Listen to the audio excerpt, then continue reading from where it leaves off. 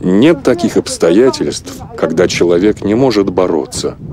Нужно только знать, кто с тобой рядом всегда, и при жизни, и после нее. 1944 год. Варшава. Палата больницы. Приподнятый на двух подушках полусидит старик. Он неподвижен. Только скупо шевелятся губы, и звучит спокойный голос. Никто в палате, кроме молодой женщины, сидящей рядом с больным, никогда не узнает, о чем просил умирающий. Они говорили на языке, неизвестном врачам и персоналу. Старик говорил по-ингушски. Его звали Сафарбек Мальсагов. Слушала его Джанет Джабагиева Скибневски и в точности выполнила его просьбу. Старик просил свою землячку похоронить его по мусульманскому обряду, но обязательно в специальном деревянном гробу.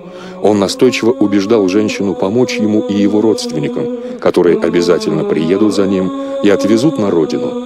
Тогда станет всем ясно, зачем нужен гроб. В 1996 году, спустя 52 года, родственники генерала приехали за ним, и предсказанное в 1944-м сбылось.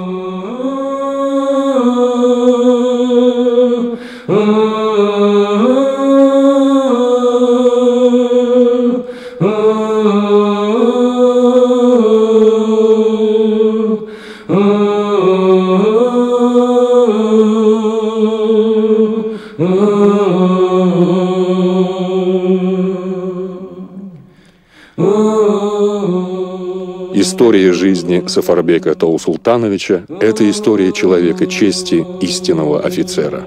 В первом конном дагестанском полку он прослужил 40 лет, от поручика до генерала, командира полка. Достигший почти 50-летнего возраста в звании полковника и командира Осетинского конного дивизиона, в 2014 году он участвовал в крупнейших за всю историю войн кавалерийских сражениях Первой мировой. Имена ингушей выбиты на стенах Георгиевского зала в Кремле среди других имен георгиевских кавалеров. Ингуши были пожалованы императором Николаем I почетным знаменем. Александр II наградил ингушский дивизион Георгиевским знаменем. Николай II дал высокую оценку подвигу воинов-ингушей. Их награждали за ратные подвиги,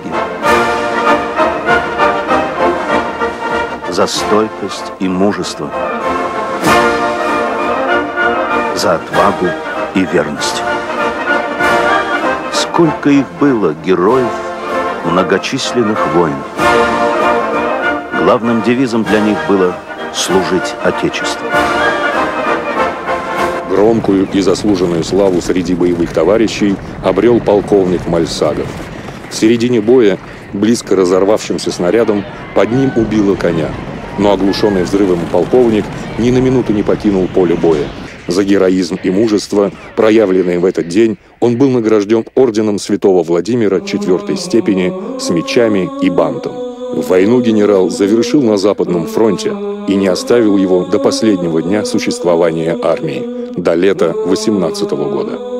В 14 году, во время боевых действий в Польше, генерал своим приказом спас от разрушения усадьбу польских аристократов Пусловских.